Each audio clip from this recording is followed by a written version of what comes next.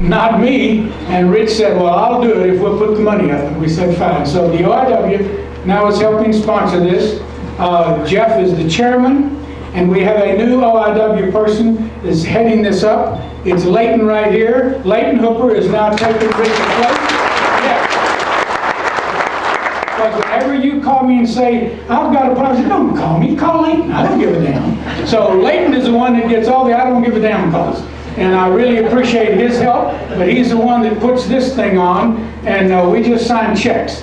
The Art of the Indian Wars. How many of you in this group are Art of the Indian Wars? Well, that's close, but it's not. Mike, I want to see you sign a damn Art of the Indian Wars. This guy right here, don't let him out. He's going to sign the Art of the Indian Wars. Okay. The Art of the Indian Wars is a group that's interested in Indian Wars. We've been this is 31 years. And this year, if you look on the back of the program, we're going to Great Falls, Montana. We're going to have a great time. We've got Jerry Green leading us on this tour. It's going to be a great tour. All of ours are. Much drinking's involved and things like that. So we'll have a good time in Great Falls, Montana. I hope you'll join, and I hope you will take a look at the program and decide to come. We already have our second bus started. So there isn't any worry anymore. We have 66 people right now, and the news is not even out. So we will have enough. We had 82 last year in Austin. We did Austin last year, and we had 82. So we'll have a good crowd, and I hope to see you there. Sergeant Smith, where are you? Like stuck down there. Dave has an announcement. I want you to, Sergeant Smith takes care of all the work. Actually, when I dump the Leighton, he finds a sergeant and dumps on the sergeant. And his man, Sergeant Smith, takes care of getting this facility, coordinating all these things. So, and he had a couple things. Let's give him a hand first.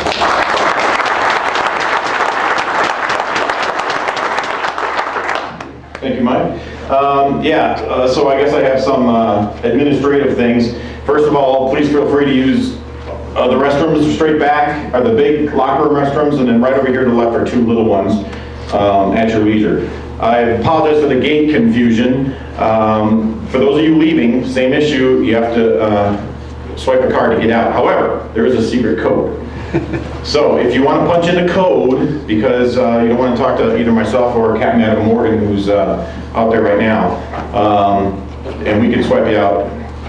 For those of you equipped with writing utensils, the secret code for today only is 4545 pound. So if you don't write that down, the way to remember it probably is there's a 45 on display in the middle of our hallway out there. 4545. It's also, I think Mike was born in April 5th of 1945. Damn close. So that's your code to get out. We got some really horrible news for you today. Every year I drop a bomb on you. Yes, he does. This year we're installing unbeknownst to me until literally an hour ago, they're installing a new alarm system on this property. And it's supposedly supposed to just be a wail from hell itself, and it's going to be really, really loud. We're trying to get it pushed to 4 o'clock, but the technician's already installing it, and it's supposed to go off around noon. So we're trying to figure out when that is, get you guys outside, because I can promise you shattered shattered ears and broken, what's that? It's going to be 30 minutes. So what? He's got to go around to check the airplane. We're going to get that fixed, so. that's unacceptable. I didn't know about that. We're going to try to get that fixed, so I'm sure that technician is a Northern Cheyenne, but that's a different So, Southern Cheyenne. one of my thrills, I'm the weekend historian for the National Guard. So I'm the command historian 1 week in a month, 2 weeks a year. I love that gig. I've been doing it for a while now. Captain Morgan, we just hired as a full-time historian. So one of our thrills is taking care of guys like you, but one of my other thrills is doing staff rides. And we just did an awesome one down in Glorieta Pass. We just also went to Gettysburg the day after. It was amazing. It's been a great week. And we can start a little bit in there, but let's not talk about that. And I often pick on Mike, and I call up Jeff, and I call up Greg, Nick, know wherever you are, and these guys rescue me all the time on my staff rides, and my hat's totally off to you. Thank you for your help. Unfortunately, when units go out there and try to do staff rides without calling their historian, we get incidents like landing helicopters up at that, so that didn't go over well, but we're going to correct that in the future. So I also want to talk about something real quick.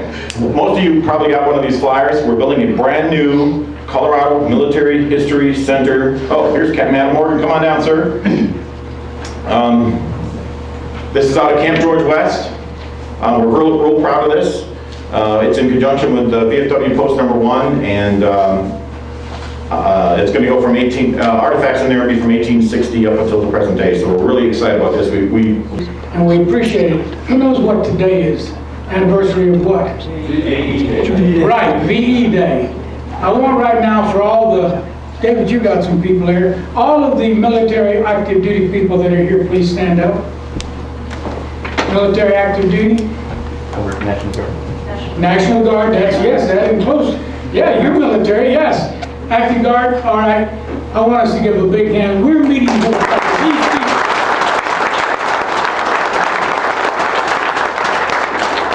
Thank you very much. We don't ever want to forget that. The reason we're here is because we have people like this. I always say that the United States now has the two best armies in the world. The regulars and the National Guard. They're above everybody else. These two armies are the best in the world. We're blessed with them. Thank you, Joe. We appreciate your help, and we appreciate you fighting for us and being there for us. It's time now to give this thing to Jeff Broom. God, I hate to do that. You see, we all get along here really well. I have to tell you about my son David. He's 18, and I've taken him out and taught him how to metal detect and all that. And he's got one of the attitudes he never finds anything. And he found one artifact, and it by far was the best. And he looked at that and he said, I said, what do you have? And he says, well, I don't know. It might just be junk. But look at it. It was a beautiful Hardy-Hack, and it'll be the centerpiece of the display for that. So he'll really like that. And thank you. That was a nice surprise. Well, you know, I think it's been about 17, 18 years that we've done this Denver Symposium. Started with Kay Oosterhoff with the CBHMA when she was a board member there. The next year it became Kay and me, and then it was Kay and me running it for 4 or 5 years. And then it was Pam Schonecker and me running it for about 10 years, I don't know. And we did it at Arapaho Community College all those years. And we got a new president at the college now, and things are looking nice, but we've turned this over to the Order of the Indian Wars, and we got a nice thing going. And Dave brought us here with the National Guard. He came in as part of his really training and wanting to learn about Colorado history and stuff that Dave came through and offered the facilities here, and it's been wonderful. So thank you to everybody that makes it work, and we're all here because you're all here. That's why we do it. So, and I want to introduce our first guest, a good friend of mine, Louis Kraft, who we met when I first got the history bug down in Amarillo in 1995 when we toured the Walker Battlefield with the LBHA. And bought his custom, the Cheyennes, and bought his other stuff, and met him, and then we shared a conference out in California a couple years ago, and when I asked him if he'd be interested in coming here and speak, he said absolutely. He's going. Let me explain something about Louis. He's got several books out. I think they've all been sold, but he brought here already. There might be one left, but. He's done a lot on the Apaches and Gatewood and that, but he has a book now that's been accepted with Oklahoma on, he says Wynkoop, and I say Wynkoop, and we both say it can be either one, so, but I'm gonna respect the Wynkoop for the introduction today, and then give you my evidence for Wynkoop later tonight. He's staying with me, but he's a great guy, and I'm really looking forward to this book coming out. And since we are celebrating the 150 year of the Colorado National Guard, and that's why we have our focus on Sand Creek today, and have Greg later. So Wynkoop has a part of that. So you're going to enjoy his presentation. So come on down, Louis, and we'll get you set up here. I think I can turn this off so that we don't have the... Louis had a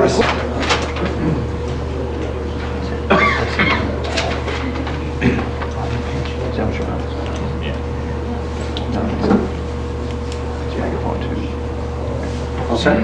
Can everyone hear you? Can everyone hear me? Good. Oh, yeah. Here we go. You're okay? Because I tend to speak quietly. Ned Wynkoop enlisted in the 1st Colorado Volunteer Regiment in 1861 to help defend the Union in its time of need. And in spring 1862, he saw action during the Confederate invasion of the Southwest. But that was it. By 1863, Wynkoop, now a major in the 1st Colorado Volunteer Cavalry, was stationed at Camp Well, just south of Denver, in Colorado Territory. That summer, he received orders to track down and punish youths who had been stealing livestock in the northwestern portion of the territory. Before setting out in earnest, he proclaimed, "I am determined to penetrate to the villages and hiding places of the red thieves and murderers and administer a lesson that the survivors will not soon forget." The press quickly labeled him an Indian fighter. But Wynkoop's pursuit of a fleeing and unseen foe proved far from rewarding. By the time his supplies were run down, and with his men and life and animals worn out, he called off the hunt and went back to Camp Weld. During the entire campaign, he never saw a warring Indian. Surprisingly, this didn't diminish his Indian fighter status. Oh, Wynkoop had had some encounters with Indians in the past. In 1857, in Paola, Kansas Territory, when he was out walking with some of his friends, a drunken Miami Indian woman tried to ride him down. Wynkoop leaped onto a fence, and when she turned back to him, he made an ungentlemanly gesture at her. She charged him and pointed a pepper-box pistol in his face. He thought she was going to shoot him and flipped over backwards onto the ground and scrambled away. He later said, "I have never run from a squaw since." In October 1858, when Wynkoop set out for the gold region on the eastern slopes of the Rockies, the land development outfit, a group of Kiowas and Comanches approached the caravan, and one of the Kiowas challenged Wynkoop to a race. Now you gotta realize, Wynkoop had a difficult time turning down challenges. He accepted, and as they rode across the prairie, his rifle bounced off the pommel of his saddle and discharged, the ball narrowly missing the warrior he raced. Almost immediately, the rest of the warriors surrounded him, yelling at him and waving their weapons in his faces. Wynkoop looked back toward his companions, but instead of rushing to his rescue, they quickly circled the wagons. Wynkoop experienced a few unpleasant moments wondering what was going to happen. Then the man he raced said something. Wynkoop had no idea what he said. The warriors rode off. He had one last experience, and that was in late December 1858, when he and a fellow named Albert Steinberger volunteered to represent the Denver City Town Company and returned to Lecompton, Kansas Territory to file the paperwork. Before they had reached their destination along the North Platte route, a group of Pawnees detained them. Using a mixed blood interpreter, they wanted to know the whereabouts of their tribal enemies, as if Wynkoop and Steinberger would know. After a while, it was obvious that the white men didn't know anything, and it looked like the interrogation was over. Wynkoop tried to start the wagon, and warriors immediately leaped off their horses, grabbed his animals, others knocked arrows in their bows and pointed them at the white men. And then for the next hour or so, they rifled through the white men's supplies, taking anything and everything they wanted. But eventually they let the whites go. By the spring of 1864, that was the total of Wynkoop's Indian experiences. That May, he received orders to command Fort Lyon in southeastern Colorado Territory. About that time, in the spring, race relations between the whites and the Indians living in the territory began to heat up. Both sides began striking out at the other. Innocent people died on both sides. By summer, it had escalated into all-out wars. The Southern Cheyennes, the Arapahos, the Dog Soldiers, and their allies terrorized the territory. They began to block the roads linking the territory with the states, cutting off all supplies coming in unless they were escorted by a large, heavily armed group. At the beginning of the summer, Governor John Evans of Colorado's territory began petitioning for the creation of a volunteer regiment for the sole purpose of fighting Indians. By August, his request was granted and the regiment mustered in.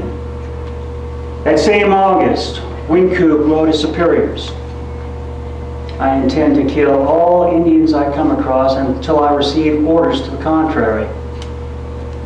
Little did he know that very soon he would be presented with a proposition that would set in motion an effort to end a war, and this would change his life forever. On September 4th, 1864, Wynkoop held a meeting with Dexter Colley, the post trader at Fort Lyon, and several of his officers. The meeting was interrupted. A sergeant and 2 troopers had returned to Fort Lyon. They had set out for Denver to muster out of the service, but now they had returned with 3 Southern Cheyennes. This angered Wynkoop, for he figured his orders had not been obeyed. Turned to the men in the room and he suggested that they rough up the Indians. Dexter Colley liked the idea and he was the first one out the door. As soon as he saw the Cheyennes, he halted. Wynkoop pushed past him and demanded they get off their horses. But before he could do anything, Colley said he knew those Cheyennes. One of them supplied his father, Cheyenne and Arapaho agent Samuel Colley, with a great deal of information. Wynkoop looked at the Indians. He then looked at the sergeant and started to chew into him. The sergeant defended himself, saying he had fired at them, but then he saw them waving pieces of paper and making signs of peace, and he decided not to kill them. The Indians were One Eye, that was Agent Colley's informant, One Eye's wife, I don't know her name, and Miniman. Wynkoop led everybody back into his office, and the sergeant had handed him the papers. He looked at them. They were 2 letters dictated by Southern Cheyenne Chief Black Kettle. 2 mixed blood Cheyennes wrote them. One was Edmund Grayé, the other was George Bent. Both letters were dated August 29, 1864. Bent's letter stated in part, "We are willing to make peace with you, providing you are also willing to make peace with the Kiowas, the Arapahos, the Comanches, Apaches, and Sioux." Bent then went on to say, "We have 7 prisoners of you, which we are willing to give up, providing you give up yours." Wynkoop didn't know anything about any Indian prisoners, but he certainly wanted to rescue the white prisoners. However, the next sentence must have given him pause, for it said, "There are 3 war parties out, and 2 of Arapahos. They have been out some time, but expect back now soon." Wynkoop didn't know anything about Indians, other than they could be frightening and they were hard to engage in battle. He didn't know what he wanted to do, but he wanted to speak with those Cheyennes. So he sent for the only person he knew that could speak their language, and this was a partner, a trading partner with Dexter Colley, John Smith. Now Wynkoop and Smith went back quite a ways, all the way back to November of 1858.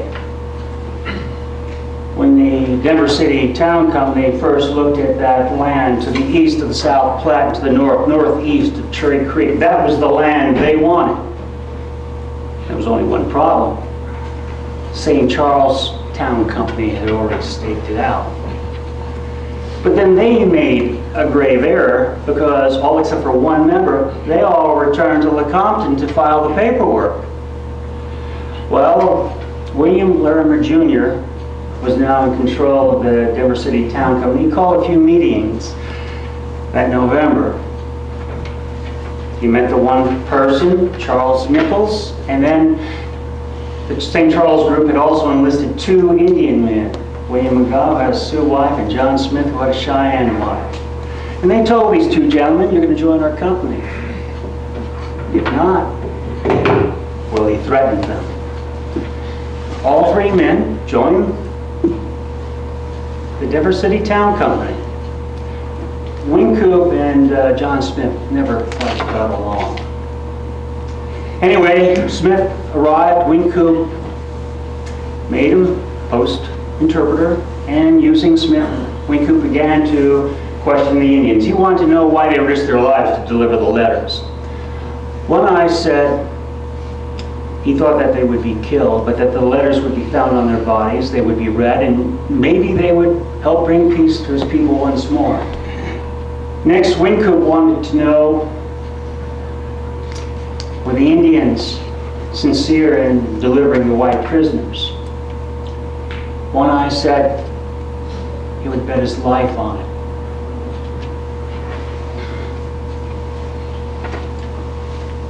Wynkoop didn't know much about these Indians. He wanted to rescue the prisoners, and he wasn't quite sure what he was going to do. The next thing he learned was that there was a large village about 140 miles northeast of Fort Lyon. With fall approaching, the tribal bands had begun to congregate there. The Cheyennes, the Arapahos, the Dog Soldiers.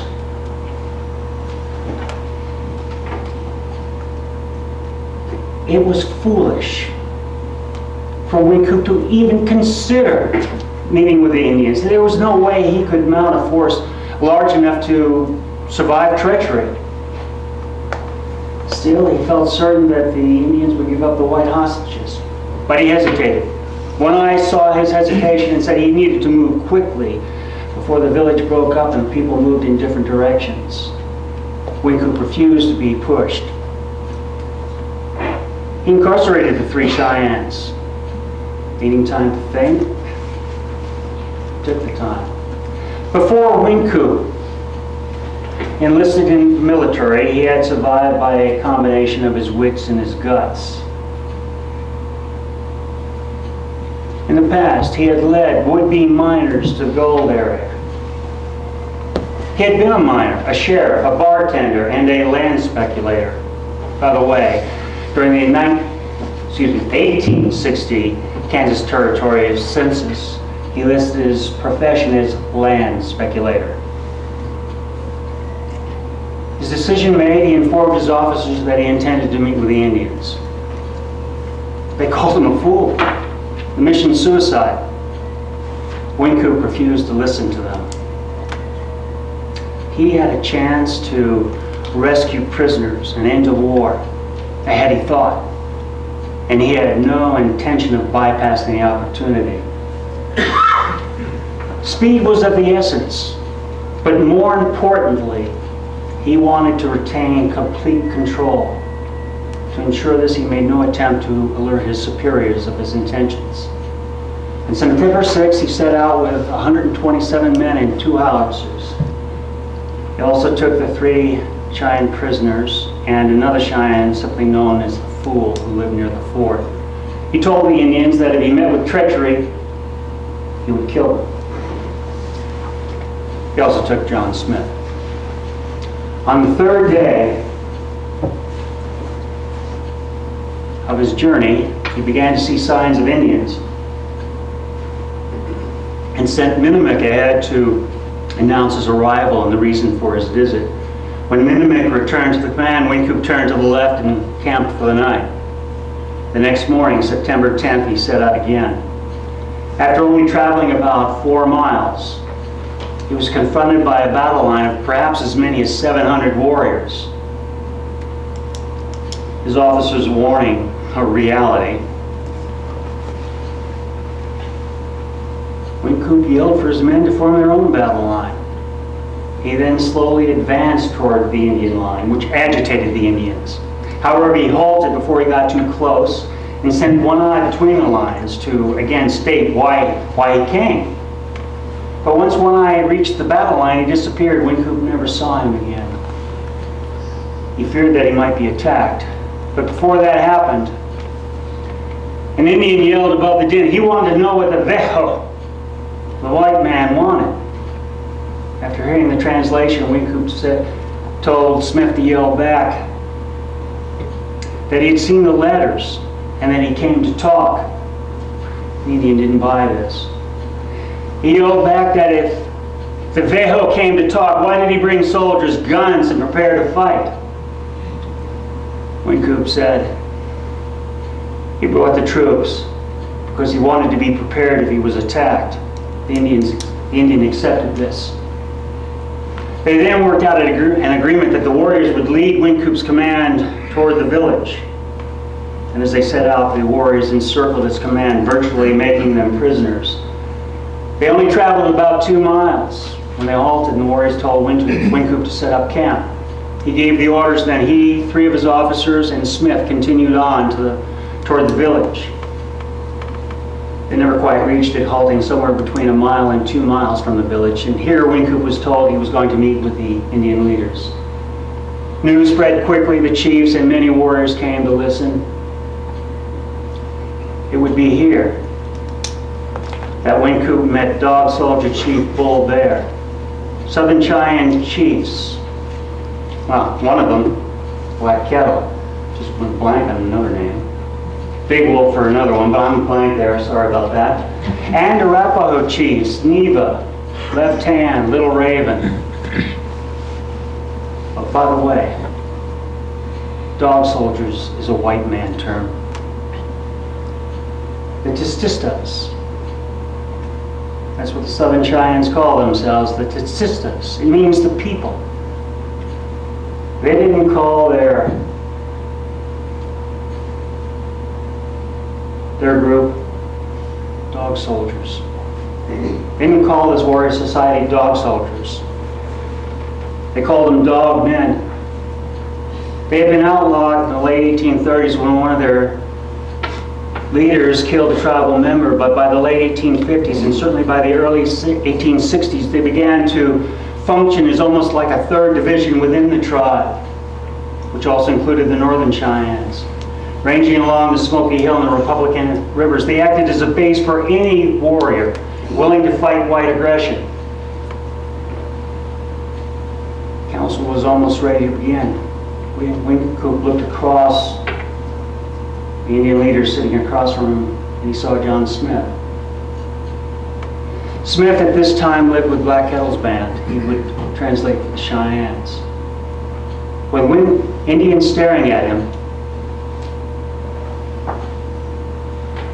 Wynkoop said he came because he saw Black Kettle's letters. And he wanted to discuss ending the war and hope that they could work out an agreement between them. He said that if the Indian leaders gave him the white prisoners, it would show that they really wanted to end the war. Next, he said that he didn't have the authority to make peace, but that he could take the Indian leaders to Denver to meet with John Evans. And there he felt certain that they could end the war. Next, he spoke of the proclamation that Evans had sent to the Indians in the early summer, basically saying, those of you who don't want war, congregate at certain forts. In the case of the Southern Cheyennes and the Arapahos, that fort was Fort Lyon. He said that they should move there and cut off all contact with those Indians still making war. It was about this time that the Indian leaders began to speak. They wanted to have their people who were held captive returned to them. Wynkoop said that he didn't know of any Indian captives, and even if he did, he didn't have the authority to release them. Then, hoping to deflect any future requests, he said that he wouldn't promise them anything that he couldn't deliver. Another leader wanted to know why he brought soldiers and guns. The same thing that Wynkoop had got hit with at the line.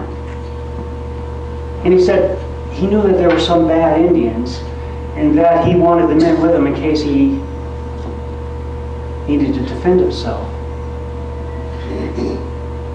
Although Wynkoop wasn't aware of it. Shortly after the council began, warriors invaded the soldiers' camp. According to B.N. Forbes, there were about 5 warriors to every white man. If this was true, over 500 warriors invaded that camp. Supposedly they had their bows strung and arrows nocked. They pushed the soldiers away from the howitzers. Some rifled through the supply wagon. Those that knew a scattering of English curse words kept up a verbal assault on the soldiers. It was beginning to get quite tense. And Lieutenant George Hardin rode to the council and informed Wynkoop what was going on. Wynkoop interrupted the proceedings and demanded that the warriors leave his camp. Black Kettle rode to the soldier camp and ordered the warriors to leave. He then returned to the council. The warriors did as they were instructed. However, as some of them left, they set the prairie on fire. As the smoke and flames drifted toward the camp, the soldiers packed and moved off, not halting until they had almost traveled 12 miles. Back at the council, Bull Bear vented his anger over the death of his brother Lean Bear. When he was killed, he tried to prevent an attack on his and Black Kettle's villages the previous May. Suddenly, Bull Bear leaped to his feet and charged Wynkoop. He demanded he stand. Wynkoop stood but held his ground as the chief glared at him. Then Wynkoop watched as Bull Bear turned back to the circle and while pointing at him said, "This white man thinks we are children. But I tell him we are neither papooses or squaws. We're men, warriors, chiefs. We have told him that we will trade. We have traded many buffalo robes and horses for the white prisoners. And we have said to this white man that we will trade them for peace. And what does this white man say to us? Give me the white prisoners and I will give you nothing in return. Does he think we are fools that he comes here to laugh at us?" This ignited an explosion of voices.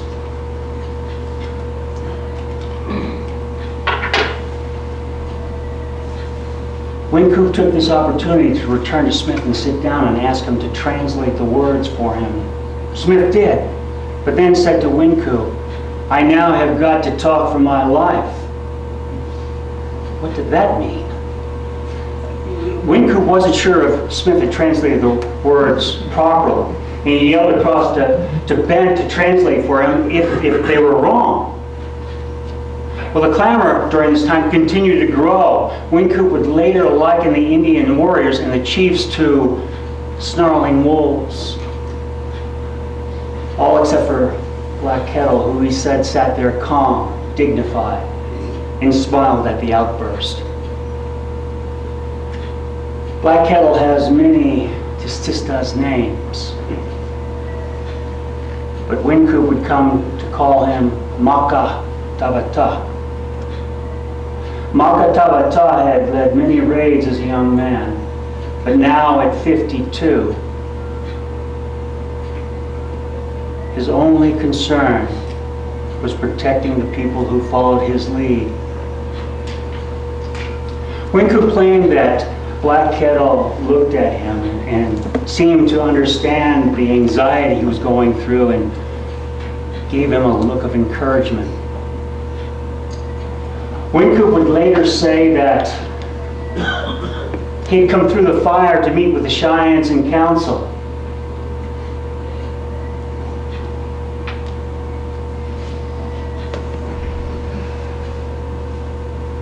He was nervous, teetering on the periphery, knowing that perhaps his life depended upon his every word. Certainly he couldn't have guessed the future, or that in not too many days, not too many months, his name would be linked with black kettles until the end of the decade. And he certainly didn't know that he would become a cultural broker, a term that didn't come into existence until 1988. That is a conduit of goods, services, and information between races. At the moment, the only thing that concerned him was obtaining the white prisoners, getting the chiefs to Denver, and surviving. Left Hand vented his anger next. He said he had been a friend of the whites, and then when livestock was stolen from Fort Larned in Kansas, he had offered to help retrieve it. His offer was ignored, and then when he approached the fort, soldiers fired at him. After that, the Arapahoes rode with the Kiowas and the dogmen. Little Raven agreed with Bull Bear, saying, "There can be no peace."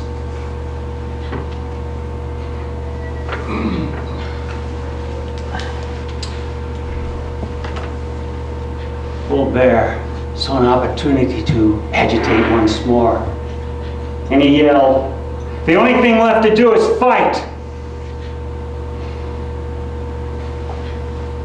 His words just ignited an outburst. And this one was less friendly than the first one. Wynkoop didn't need a translation. Continuing, Bull Bear said, "The whites cannot be trusted."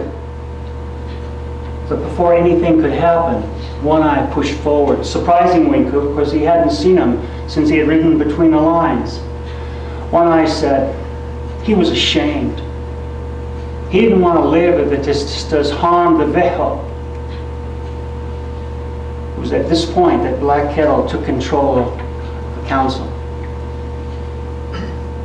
He spoke to One Eye, told him to sit down. He then demanded silence. When he got it, he stood, wrapped his robe about himself, crossed to Wynkoop and pulled him upright. He hugged the major twice and led him to the center of the circle. "This white man is not here to laugh at us, nor does he consider us children," Black Kettle said. "He comes with confidence in the pledges of the sisters. He has been told that he shall come and go unharmed." Continuing, Black Kettle said, "His words are straight. For if he had told us that he would give us peace on the condition of us delivering the white prisoners to him, he would have lied. For I know that he cannot give us peace, for there is a greater chief in the far-off camp with soldiers." That was it. In a sudden turnabout, Black Kettle diffused the tension and ended the council. As the people, warriors, chiefs began to move away, Black Kettle said to Wynkoop that he would meet with the other chiefs and discuss his proposition. Wynkoop and his men shook hands with Black Kettle. Then, according to John Smith, Black Kettle said he was still, as he had always been, a friend of the whites, and he would do what he could to end the war.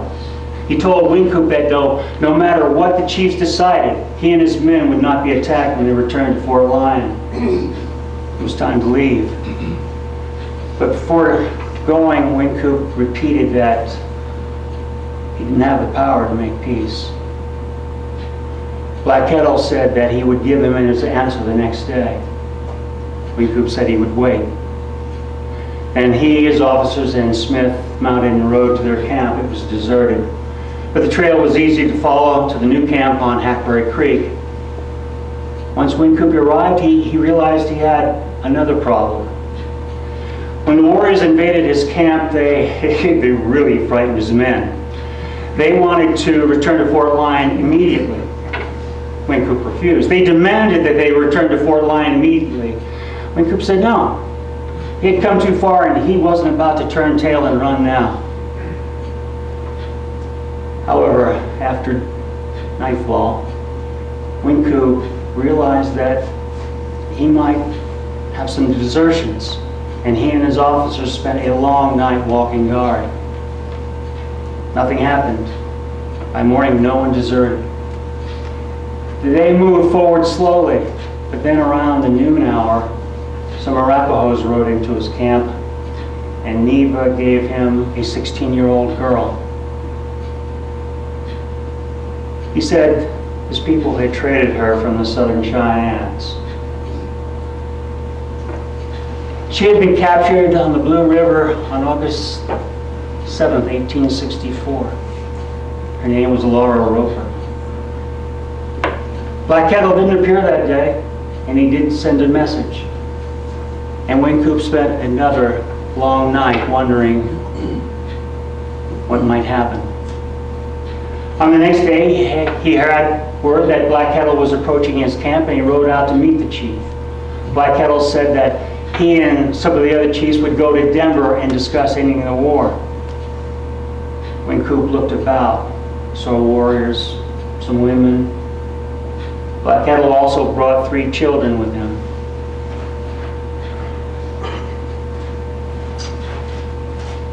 The feelings I then experienced, I cannot put to words. Wynkoop later wrote, "Such happiness I never experienced before, never since, and do not expect to again in this world." He met Daniel Marvel.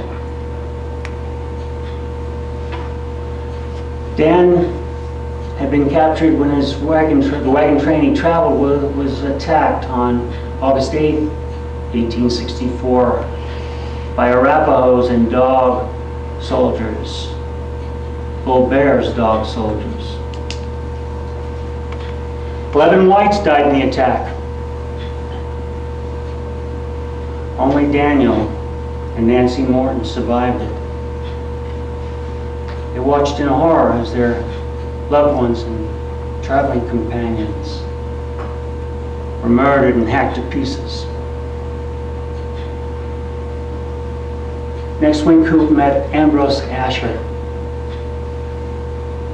He must have suffered terribly during his ordeal, for he was totally uncommunicative. Wynkoop looked about. He saw a Cheyenne woman holding a child peeking from the folds of a blanket. He rode to her, and as he approached the child, blonde-haired little girl reached out to him. He picked her up and set her in the saddle in front of him. She wrapped her arms around his body and murmured, "I want to see my mama." Her name was Isabel Eubanks, or Eubank. She had also been captured on August 7th, at the time of Laura Roper's capture. She was 3 years old. Wynkoop later wrote, "Poor child. She never saw her mama again in this world." An exuberant Wynkoop reached Fort Lyon on September 17. He had 7 Indian leaders with him. Southern Cheyennes, Black Kettle, and White Antelope. Dog Soldier, Bull Bear. Arapahoes, Neva, Bose, Heap of Buffalo, Notani. On September 18th, he reported to his superior, Colonel James Ford, reporting what he had done and that he intended to take the Indian leaders to Denver to meet with Governor Evans, who he also wrote to. By the 20th, Wynkoop was ready to set out. Took the 7 chiefs, the 4 children, his wife Louise, at least 2 of the officers who had been with him at the council, a 40-man escort, and John Smith. Wynkoop had no idea what the future held. In the Denver years, he had been a popular person around town. His popularity still was in the territory. He had no idea that in the near future events would happen. And the point of view he took on those events would then turn him into, perhaps, the most hated white man in Colorado territory. But on that September 20th, as Wynkoop marched toward Denver, he was hopeful the war was about to end. Thank you for listening.